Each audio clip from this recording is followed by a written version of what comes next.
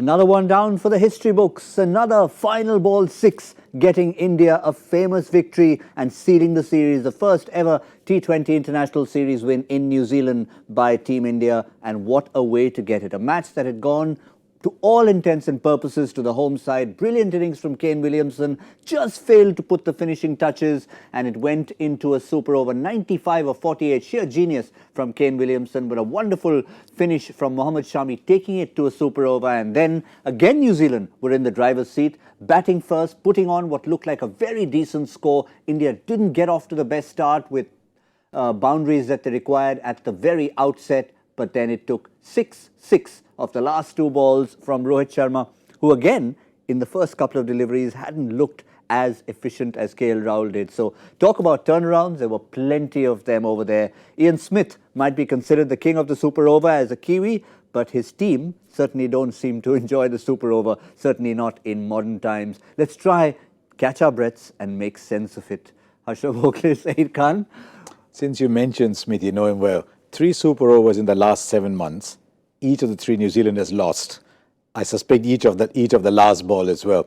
But fantastic from Rohit Sharma. I just thought he was trying to slog the first 2, but then just kept his shape. Those last 2 shots were just brilliant. You've seen enough of him bat up close and from a distance. I mean, it just seemed as if he plays like Rohit Sharma. He'll get there if he tries to do anything different, which he did when he started. But that's the dynamics of super over, isn't it? You hardly have any time, and your natural instinct is to go out there and look to muscle the ball, look to really slog out there when you have 17, 18 to get from that 1 over. So I think that was the result of that. But 2 balls, 3 balls is enough for him to figure that out. Okay, I just need to hold my shape, and those 2 sixes were product of that. It was high pressure over for Saudi. He started off very well, I felt, but the brilliance of Rohit Sharma, he just couldn't control that. I hear a lot of people say Test cricket is a real thing. Yeah, it is. Test cricket's great, but this is like T20 is easy cricket. Yeah, it is. Send someone out to score 10 of 2 in a super over and ask them if it's easy. You've got to keep your head. You've got to find your slots. You have no choice but to hit a boundary. That's not easy. So I hope all you guys are watching this and who think T20 is just some slog fest. No, T20 is tough cricket too. And I think Rohit showed that today. Just kept his composure. When he started slogging those first 2, I thought, this is not Rohit. And then just kept his shape. 6. The last 2 shots to finish it. I mean, again, people go on talking about, be it a super over or even T20 cricket, that proper cricket shots can get you enough results, and the class players are showing it. Truly, and it was Rohit's day in a way. He batted very well in that first 20 overs. But as a game of cricket, it was just full of excitement. Yeah. You actually thought that 179 was enough for India to secure a win. Kane Williamson denied that. His inning was a sheer genius. He was the key for New Zealand. We spoke about it in the mid-show as well, that on this kind of a track they needed Kane Williamson to step up, and he did step up. I mean, what an innings! Looking at that, you would feel that New Zealand deserved to win this match, because it wasn't that easy a wicket to go out there and chase down that 179. So from that point of view, I think they did everything right. It was a big match for them as well. The series was dependent on that for them to come back in the series. This win was very important. So you're looking at that kind of a pressure. I think New Zealand did pretty well in this game to get to the situation up till that last over when they required 9 to win. Started off with a 6, so you imagine that what New Zealand must be going through at this stage. They did everything possible. This just couldn't do anything against this Indian side.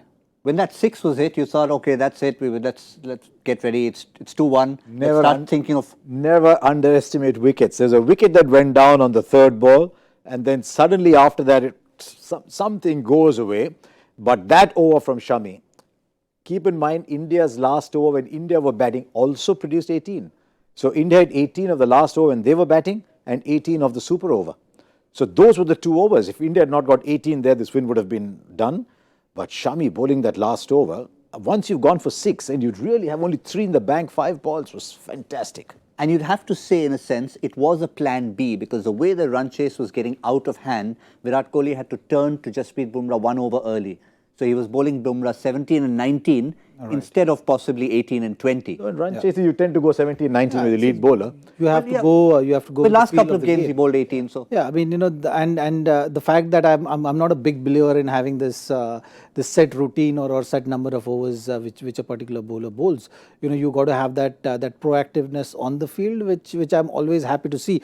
Like today, actually, understanding the conditions, he went for Jadeja right after power play instead of Shivam Dube. So that is also a good change.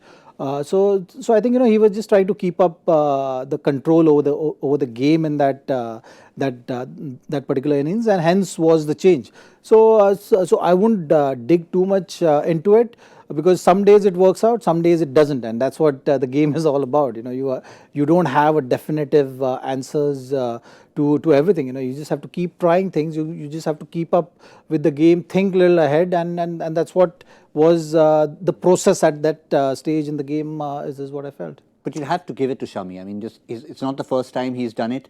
Remember the game against Afghanistan in the World Cup?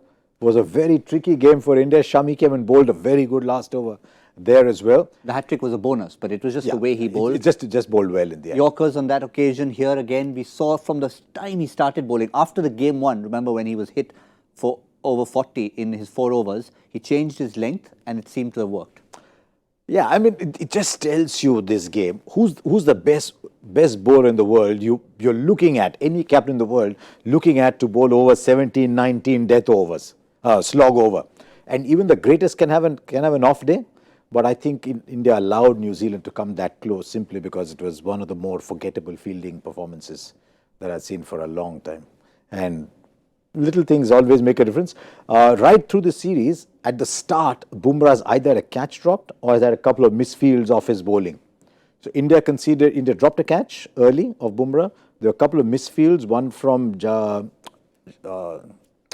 Mohammad Shami, one from Shivam Dube.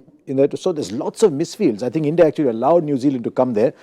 But what do you say for Kane Williamson? How often is he going to get this heartbreak? I mean, he'll still be dignified again. He'll still be very nice again. But he'll still be on the losing side again. Could they even start thinking of it as a jinx? I mean, it tends to happen. There are no jinxes in life. I know. We try to push it under the carpet. But look at this. I mean, talking about a big World Cup final. You're talking about the game against England. And now a third one. And it seemed, at least on 2 out of 3 occasions, that they seemed to have it, at least in their favor. Which team comes to your mind when you think of these kind of situations? When you in a big tournament like World Cup or ICC tournaments, which you talk about, is South Africa. And I think that's something which New Zealand is heading towards. No, they are heading towards that. It becomes a psychological thing as well. When you are in that kind of a scenario, you feel okay. We don't have that edge in this kind of a situation. So every time there is a super over, maybe they are going in that zone where they are doubting themselves, and in the process they are not able to close the situations. So that is something which they'll definitely have to snap out of it. Otherwise, it will become a trend. That will give edge to the opposition. To a certain degree. Just looking at the New Zealand team, I mean, India didn't bowl a great super over, that happens, but it was very clear for India, either Bumrah bowls a super over, do you take a chance with Jadeja, or you have Shami as an option. India had options to bowl the super over. Look down the New Zealand bowling lineup. Who were you going to go with? Were you going to take a chance on Santner and say, okay, a couple of mishits might clear the 60-62 meter boundary, okay, so I don't want a spinner. Who do I go to? Do I go to Bennett? Do I go to Scott Kuggeleijn? Only bowled 2 overs in the main game. Who do I go to? Southee, and Southee's got a history of being hit in the slog overs. So really, I don't think Williamson had too many options. If he had a Lockie Ferguson, I can understand, or a Trent Boult, I can understand. But they didn't have options either. So that's part of the thing what Zach is saying. Tomorrow you get into another super over, suddenly you're saying, oops, who's going to defend this for me? We were talking about it, I think, during the World Cup, and looking down all the teams to see how many teams would have an obvious choice as a super over bowler. Not just the World Cup, even in the IPL. I think there are 3 in the world.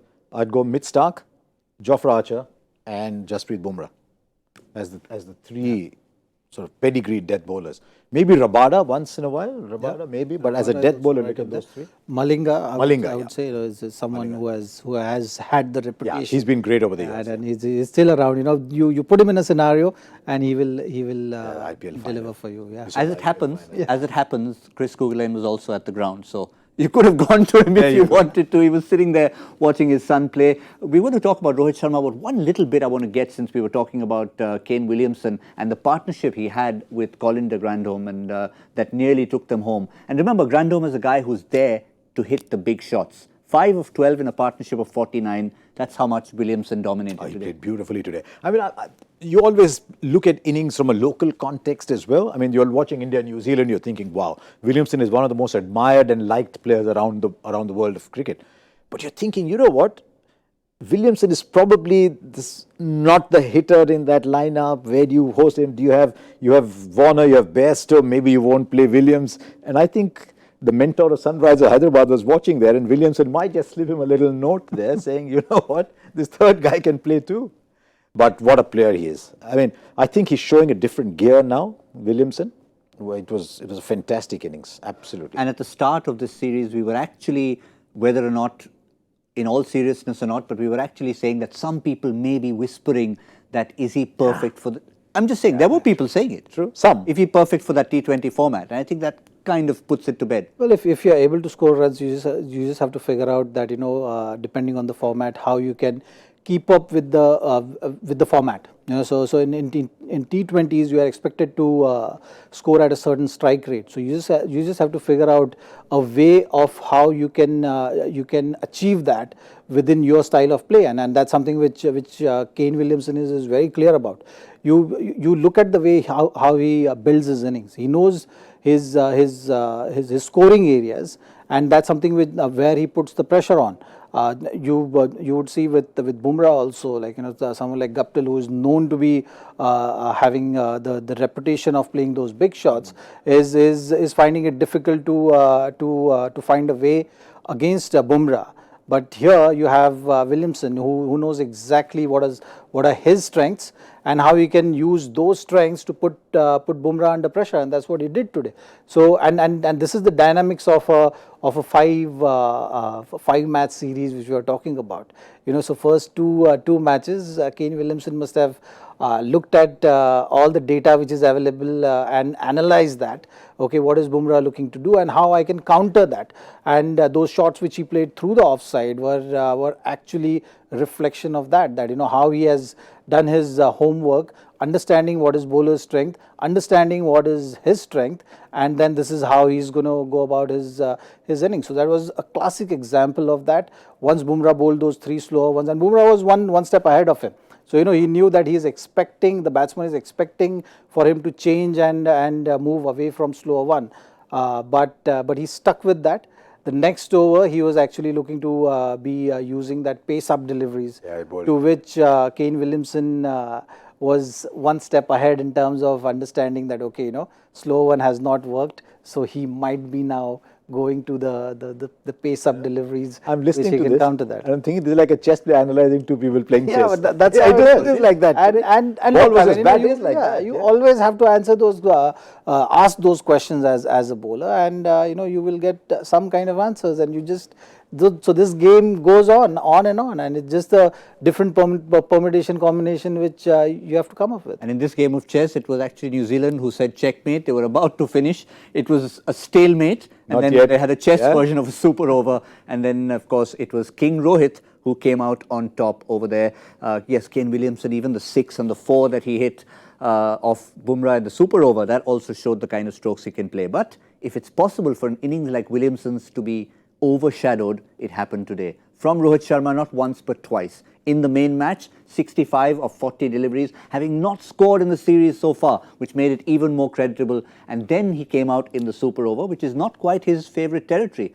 Rohit Sharma said after the game that he hadn't batted in a super over scenario before, and he was not quite sure whether to slog from ball 1 or whether to wait. Which explains why he tried to slog the first 2 balls. And I remember telling Zach, it's a bit like Lakshman trying to slog. Lakshman should never slog. Lakshman should have in the past tense, just play the way it comes easy to him. I think Rohit is best playing like that. And see what happened in the last 2 balls. Rohit hits more 6s than anybody else in international cricket without slogging. So he doesn't need to slog. He's been blessed differently. He doesn't need to slog. And you called it, you can't keep him away for too long. At the start, we were doing our little predictions as to who would score the most My 11 Circle points. Rahul and Virat Kohli both contributed. in little ways, but Rohit Sharma dominant from the beginning, finished off with those last 2 sixes. No, he's a big match player, and he's. I mean, you look at the last few years, and you will see there are key players like Virat and Rohit. They have actually stepped up when it mattered the most. So today's game actually can get India the series. So so how do you prepare for that? That is something only comes with experience and the X factor players. They usually step up when the stakes are high. Now, interesting. I have a counter question for you. Today, Rohit Sharma played a brilliant innings in the main match. Had it been the Rohit Sharma from the first 2 games who hadn't quite got going, and you had a super over, say, in game 2, would you still have had Rohit and Rahul going out? I don't know. I think it depends. Say, for example, Williamson is not everyone's first choice to be a super over batsman. But because he had already been in and he had batted well, he didn't just go off the field. He stayed where he was. So given the way Rohit batted in the main game, it was a no-brainer that he came out to bat in the super over. Which is probably why in the last one they lost against England, I must confess, I was watching the game and I was really surprised they sent Seifert out in the super over, having someone like Neesham in the lineup. But I think it was more because Seifert had played a cameo of 30 or 40 in the main game and just felt he was warmed up, so let him go out. It's interesting, though. I didn't know Rohit had never been in a super over before. That's it. Yeah, that's what he said. I'm actually curious about another thing. I mean, this innings is counted as a separate innings for in your career stats, or it's like a separate. Actually, I'm not sure it's counted at all. I don't think it's counted at all. It's counted at all. So all the runs you get, all the wickets you get is not actually. No, they don't count towards career stats, in my opinion. But we'll check that. But it shouldn't be so because of different pressure, right? But can you then say, in terms of stats, Rohit Sharma made 65. Did Rohit Sharma make 65 of 40 balls, or did he make 15 of another 4? So did he make 80 of? Well, Williamson by that logic got 100. It's Williamson got 100. No, but he got out. Yeah. I mean, had he been not out, then what would have happened to the Super Over? Yeah, so we'll have to. But I can tell you one thing. I can tell you one thing. I am sure of. The runs don't count in your My 11 circle stats. The extra runs. Yeah. Once the match is over. That's why you're so confident. I was not talking about fantasy. I was talking about the real stuff. It's a game of small margins, Williamson said. It's so true, isn't it? Yeah. The smaller the game, the more it becomes a game of small margins. KL Rahul in that last over, or in the super over, missed the run out. He missed a couple actually from behind the stumps. If he had got that, new batsman comes in, doesn't hit a 4, you're only chasing 13, 14. It's a game of very small margins. Virat Kohli also very candid as he always is. He said that he had even told the coach he felt the opposition deserved to win. Remember, even at the toss, he was saying that, we're going to push them hard if they come at us as we expect them to. So he acknowledged the fact that New Zealand, perhaps on points, were the better team on the day. If it was a boxing game and it finished without a result, New Zealand would certainly have been the team who would have been declared winners in that sense. But see, the super over is a good format, isn't it? And I also like the idea more and more that if a super over is tied, you play another super over. Though I believe the same player should not be involved in the super over, much like it is with football penalties. When you're tied 5-5, you get 5 different players, or in the sudden death, the same 5 don't come and take penalties again. I would like that. India had an option. Who would New Zealand have gone to in a second super over? They used their main option. So I think India had more. Colin Munro, Colin de Grandhomme? No, with the ball. Oh, with the ball. Yeah, not Colin de Grandhomme today. Yeah, not today. Yeah. Not today, yeah. Interesting. So they might have sent Taylor maybe, given that he's in form. Who knows? Yeah. But anyway, that's conjecture. Yes, and in terms of stats for Tim Southee, other end of the spectrum from Rohit Sharma, who's playing his first super over. Tim Southee playing in his 5th super over, bowling his 5th super over for New Zealand. He's only been victorious on 1 occasion. Was that for CSK? Or was that for New Zealand? For New Zealand. For New Zealand. Okay. Because I remember he had one very good season for CSK when he was nailing those Yorkers. Okay. But I'm not sure he would have been a CSK super over choice. Who knows? However good he might be. I know there are people watching saying this guy only thinks IPL. But you're already starting to get in that mode when you have all these international teams coming together. And today would have been a pretty productive day to put in your My 11 circle teams. Lots of players scoring. Rohit Sharma, if you had him in there, obviously he would have got you plenty of points. But Kane Williamson was the king as far as the points were concerned. So Kane Williamson, Rohit Sharma, perfect captain vice captain combination, and these are the other players you needed to have in your perfect team. Yes, even Hamish Bennett, who went 2 overs for 40, but it's wickets that count. He picked up 3 for 54 at the end. This is your My 11 Circle ultimate team of the day. And of course, if you have even 80% of these players in your team, you would be in contention. Sorry, go on. No, I just thought something interesting. Is it because Zach's in the studio that all the bowlers are imaged left-handed? All of them are left-handed. Maybe it's just his image that way, that iconic image that we have with the jump, the Zaheer Khan jump. But what about our My 11 Circle ultimate champion? Or the champion of the day is Gautam Khilare from Maharashtra. 298.25 points. Well done, Gautam Khilare. I can tell you your namesake did pretty well as well. Right at the end, just had the right players in for this particular game. So I'd be happy with my own team. But remember, this game will continue. I was wondering your namesake. I said, there wasn't anyone called Gautam on the field. But you would have thought more than 298 today in a sort of 360 game, 180, 360 game. You would have thought more than 298 points, or is that okay? Well, no, I would have expected at least 400, to be honest. At least 400, to be honest, because you got someone like Kane Williamson. But the fact is, But you had 2 individuals scoring big runs. But you That's why. wouldn't necessarily, with the likes of Rohit Sharma and KL Rahul and Virat Kohli around, may not have actually made Kane Williamson captain. So there's all those factors to think about.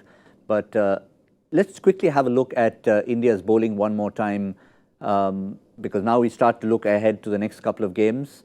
Look at Jasprit Bumrah. You'd have to say he had an off day despite having maybe a couple of top edges, that top edge that went for 6, 4 overs for 45, his second most expensive figures, his most expensive being in a 240 plus game at Lauderhill in Florida. So you really don't count that. That was an off day for all bowlers.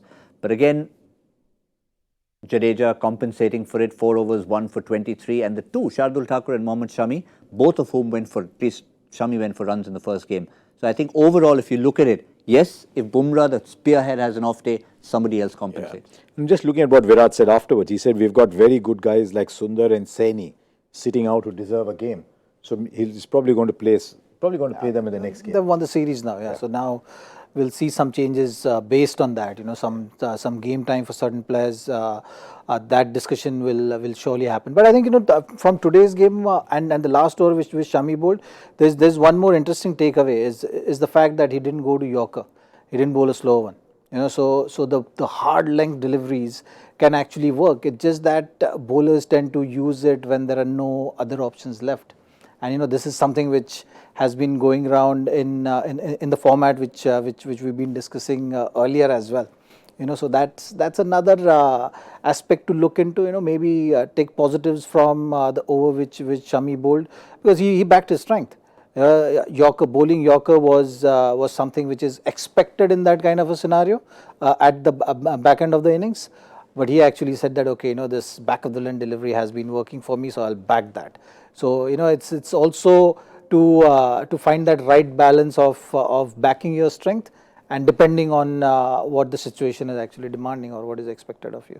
You got a brief glimpse of where India head for their next game, the 4th T20 International at Wellington, the Westpac Trust Stadium in Wellington. 2 grounds there, of course, one kept for Test cricket, one kept for the white ball format.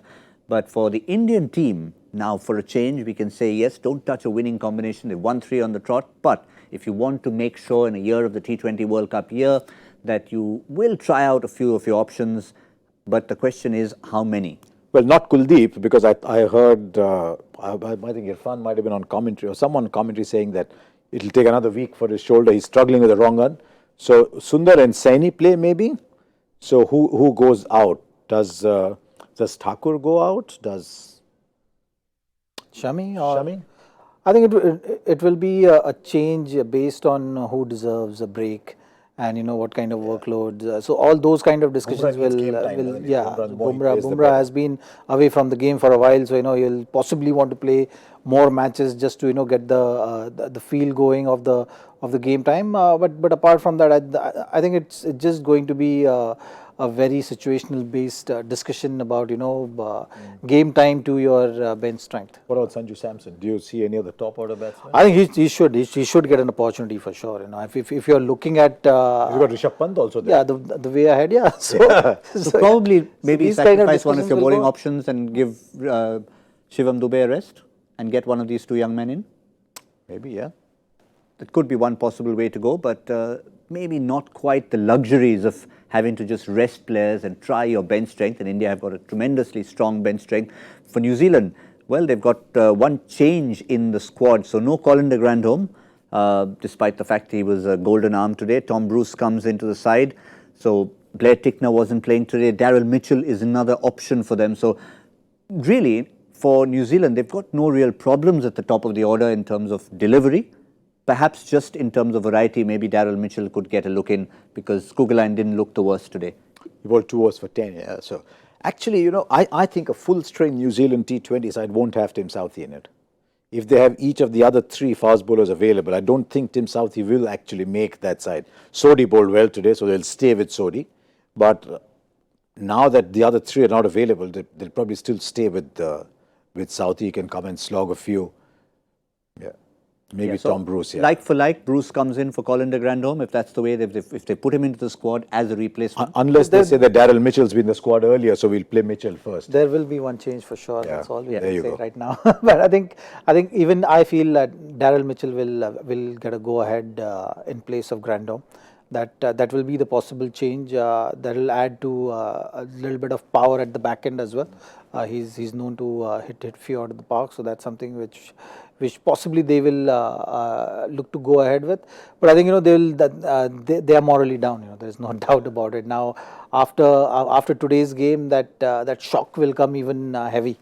There is no doubt about that fact. When you try everything and you look at the first match, 203 scored by New Zealand. They lost the game. Even the second game went somewhat similar. They were not in competition. Today they fought really hard. I think they came very close to turning the series around, but couldn't really do that. So I mean, what a team does. I mean, it was their game. It has a big impact on a group in terms of their beliefs and how they carry themselves in terms of confidence on the field. Yeah, they'll certainly be thinking, so right, what do we need to do to win? We couldn't do more than we did today to win. It was a very good run chair, one of the best batsmen in the world, plays a fantastic innings, and we've done everything, and we've still lost. And even when we went to the super over, we didn't perform badly. We put runs on the board, which was decent enough runs. Last over starts perfectly. Yeah. Last over starts in the main match, they're favourites to win. Yeah. A super over starts, they're favourites to win, and they still manage to lose both. So Zach is absolutely right. They're thinking, how are we winning from here? Maybe Taylor at 4, give him a little more time to play, but they do need Guptill, Munro to fire. But ironically, the strange part is, if you just look at the numbers, Guptill and Munro have got starts every single time. 80 in the first game, 48 in the second game. Yeah, but maybe just one of them needs to go on. Yeah, but one of them needs to go on and win the game for you, or definitely produce a performance that comes close to winning the game. That is a fairly decisive performance. We haven't seen that yet. Yeah, there's probably a good comparison because if you compare like for like, Rohit Sharma, KL Rahul, and both bit decisive. The numbers aren't too different, but it's just that one player has gone on. So after a start, I mean, you look at India's top 3 after a start, you know that they are in for a long haul. You're talking 60s, 70s, 80s, or possibly 100.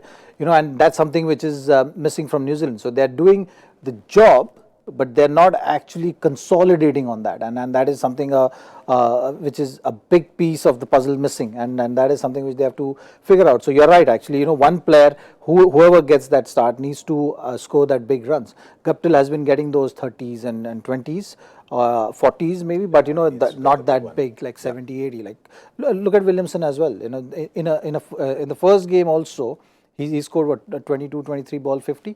and that is something which he didn't have the time to go on to make it big. And today he actually, every time he's in, he makes it count. He makes that big score, and that is a differentiator between great players and someone who is not so great. I mean, opening in T20 is a blessing. It's the best place in the world to bat. Everyone wants to bat there, and you've got that. You've got something everyone else wants. You've got to make it count. All except Manish Pandey. Well. He likes to bat at number 5, and it still makes it count from time to time. But you need to make it count. Remember, 3 matches gone. The competition continues for your My 11 Circle teams. Just a quick reminder, in case you don't have the app already, it's very simple. Just download the app and all you need to do is select what you think will be the perfect 11 to score the most number of points, and look out for a little bit of expert advice on our show. Even if you've made the team in advance, you can change it till the last minute. Watch our show, listen to Harsha, listen to Zaheer Khan, more Zaheer at the moment. Or listen to Gautam, he plays more than anybody else. Don't listen to my advice. Don't listen to my advice, because I tend to give wrong advice, sometimes deliberately, because it's all in the spirit of competition. But yes, make sure you listen to our My 11 Circle expert advice as well. Couple of days to go for the Indian team, quick turnaround to travel to Wellington. And that's where the next game is going to be before we finish off in Mount Maunganui for the 5-match T20 International Series. So Friday it's going to be, gentlemen. Thank you once again for your thoughts. But we're not going to say thank you yet, because we still have our joy factor question to be resolved. Where were we going? Yes. Let's go and remind you of the question: on which cricket records list are Sunil Gavaskar, Mark Waugh and Sachin Tendulkar exactly the same position? That's the one that had me stumped, with Ponting above, Barry Richards and Javed Miandad just below. Well, let's go straight to the answer. First-class hundreds. They have 81 first-class hundreds. Ponting just ahead with 82 and Javed Miandad on 80. So we might have given it away when we said cannot be Test cricket because of Barry Richards. So if it's not Test cricket and Barry Richards is in that list, it's got to be first-class cricket, I guess. Yeah, so first-class. So I wonder if, does that automatically say that our winner has to be maybe from a slightly different era? Possibly. Definitely we know that we do have a new winner. So let's go and unveil the name of our winner. And it is at Stories Stats, the Stats Stories. That's interesting. That's the first we've seen without a name, a handle that obviously seems to have cricket in his blood or her blood, and very much part of this. So maybe write into us a little bit more so we can know a little bit more about who you are. Hashtag Cricbuzz Live. And I promise you, next time in Wellington, we will mention exactly that, because as we've said, 2 years and 2 days after our first episode of Cricbuzz Live, we want all of you to be so much more inclusive as part of the family. Well, now that we've unveiled the winner, now it's time to thank you once again. And we'll see you, gentlemen, on Friday. This time there's no awkward timings. Wellington's fine. There's not enough houses around. It's going to be an even start at 12:30 in the afternoon local time. So we'll be here at 12 o'clock sharp. We'll see you then. My 11 Circle presents Cricbuzz Live.